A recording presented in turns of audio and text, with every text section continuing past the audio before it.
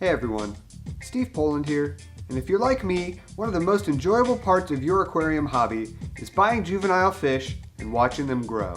But do you ever wish those fish would grow just a little bit faster? I know I do.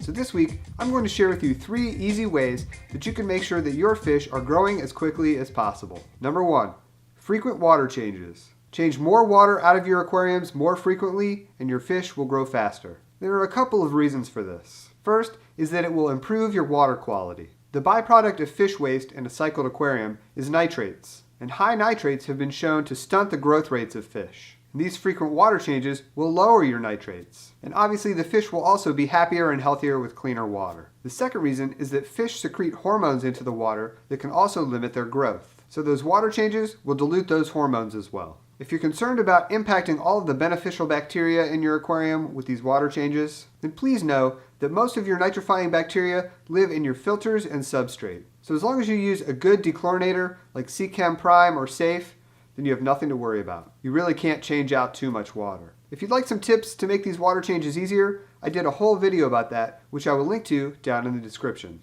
Number 2, larger tank. Fish will always do better in a larger aquarium. So there are lots of reasons to have as large a tank as your space and budget will allow. But remember those hormones I mentioned in tip number 1? Well, the more water you have, the more those hormones will be diluted. And when you do all of those water changes, you're essentially just trying to make up for the fact that your tank is so much smaller than the fish's natural environment. So a larger tank will help you bridge that gap. And depending on your stocking level, it can also reduce the stress on the fish, which could be another limiting factor in their growth. Just be sure that you have adequate filtration for whatever size tank you use. And larger tanks can be expensive.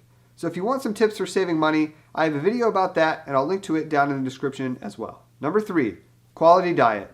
If you have your fish in a large tank and do frequent water changes, it won't matter if you're not feeding them correctly. You should pay attention to a couple of things. First, do the research on your specific type of fish so that you know exactly what you should be feeding it. Specifically, know whether your fish are carnivores, herbivores, or omnivores. This will determine the macronutrient breakdown of their food.